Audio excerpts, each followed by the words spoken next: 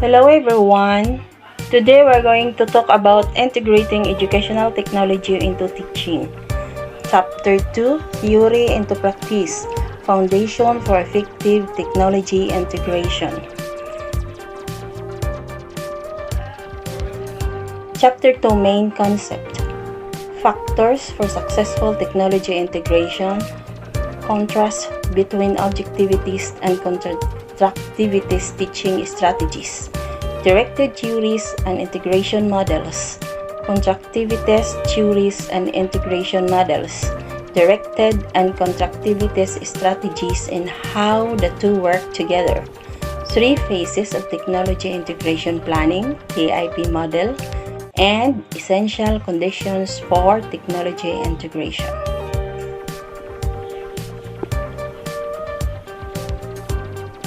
Technology Integration in Action, the Rule of Context. Phase 1, Analysis of Needs. Phase 2, Planning for Integration. Phase 3, Post-Instruction Revisions. Factors required for successful technology integration. Technology Integration Planning, TIP Model, Essential Conditions, and Learning Theories. 2 perspectives on technology integration. 1. We have directed instruction, transmit information to students through teaching organized activities based on objectivism, grounded in behaviorist information processing theories. 2. Perspective on technology integration, inquiry-based learning. Learners generate own knowledge through experiences based on constructivism, evolved from branches of cognitive learning theory. Critics of directed methods and critics of constructivist methods. Learning theory foundations. Directed integration models 1. Behaviorist theory by B.F. Skinner. Learning shown by change in behaviors and behavior shaped by contingencies of reinforcement. Learning theory foundation, directed integration model 2. Information processing theory by Atkinson and Schifrin. Learning is encoding information in memory and memory stores, sensory registers, short and long term. Learning Theory Foundations, Directed Integration Model 3. Cognitive Behavioral Theory by Robert Gain. Learning Shaped by Optimal Conditions, Different Skills, Different Conditions, and 9 Events of Instructions. Learning Theory Foundations, Directed Integration Model 4. Systems Theory and Systematic Instructional Design. Learning is fostered by systems of instruction. Instructional systems, goals, objectives, matched to assessments and instruction failed, tested, and revised. Learning Theory Foundations, Directed Integration Models 5. Choose directed technology integration strategies. First, for mastery learning, clearly defined skills and content. Second, unambiguous content. Third, specific performance expected. Fourth, individual tutoring practice. And fifth, when learning must be efficient. Learning Theory Foundations, Constructivist Integration Model 1 by John Dewey, Social Activism Theory. Curriculum arises from student interest. Education is growth rather than goals.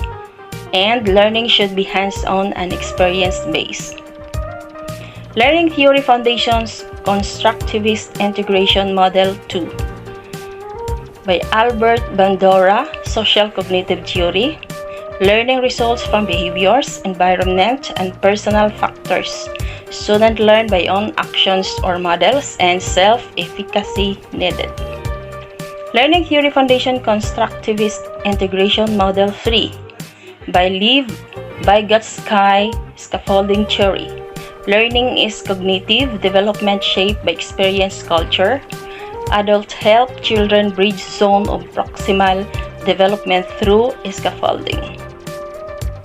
Learning Theory Constructivist Integration Model 4 by Jean Piaget. Child Development Theory. Learning requires cognitive growth, maturation, and children go through stages of cognitive development. Learning Theory Foundations Constructivist Integration Model 5 by Jerome Brunner. Discovery Learning. Learning is cognitive growth through interaction with the environment, and children remember better with discovery learning. Learning Theory Foundations Constructivist Integration Model 6 by Howard Gardner. Multiple Intelligences Theory and Learning Shaped by 9 Types of Innate Intelligences. Learning Theory Foundations Constructivist Integration Model 7. Choose Constructivist Technology Integration Strategies. First, for inquiry-based learning and abstract complex concept. Second, when hands-on visual activities, social collaboration, modeling, building self-efficacy are needed. And third, when time permits exploration, discovery. Learning Theory Foundations Model based on theories. Directed models. We have integration to remedy identified weaknesses or skills deficits. Integration to promote skill flowing or automatically. Integration to support efficient self-paced instruction. And integration to support self-paced review of concept. Both. Integration to generate motivation to learn. Integration to optimize source, personnel, and material resources. Integration to remove logistical hurdles to learning. And integration to develop information literacy and visual literacy skills. Constructivist models. Integration to foster creative problem solving and metacognition. Integration to help build mental models and increase knowledge transfer. Integration to foster group cooperation. And integration to allow for multiple and distributed intelligence. Phases of the Technology Integration Planning (TIP) model. Phase 1. Analysis of needs. Step 1. Determine relative advantage. Step 2. Assess required resources and skills.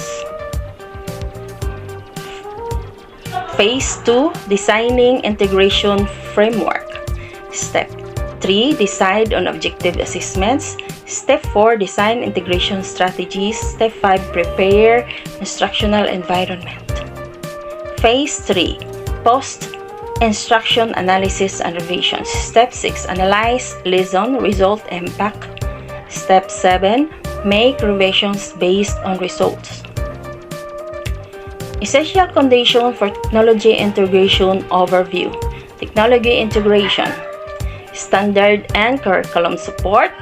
Shared vision for technology integration. Required policies. Access to resources. Skilled personnel. Technical assistance. Appropriate teaching and assessment, and engaged community. Essential condition for technology integration: a shared vision. Coordinated school and district planning involve teachers, others. Budget yearly amounts for technology purchases planned for sustainability. Emphasize teacher training.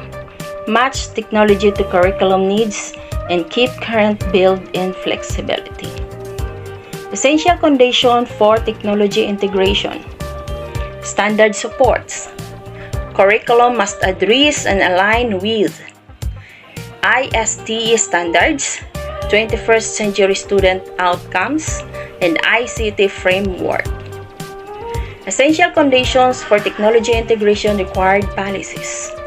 Online use, AUP, legal ethical use, policies to ensure equity, financial assistance and incentives, and accountability. Essential condition for technology integration: access to resources, finding funding, purchasing hardware and software, setting up and maintaining physical facilities.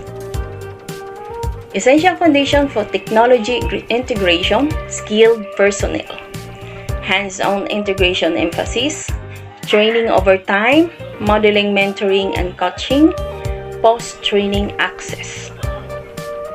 Essential conditions for technology integration: technical assistance, teachers trained in troubleshooting procedures, teachers not expected to address complicated diagnostic and maintenance problems, school support teachers by replacing and repairing equipment.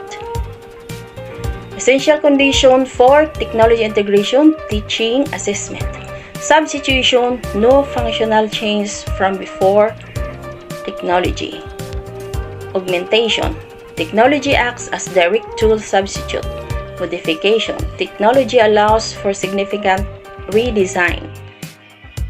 Redefinition: technology allows for new tasks not previously possible. Essential conditions for technology integration: engage community. Partnerships are encouraged between schools, business, corporations, and individuals. Partnerships typically benefits all partners. We need technology in every classroom and every student and teacher's hand, because it is the pen and paper of our time, and it is the lens through which we experience much of our world. By David Warcliffe. Thank you.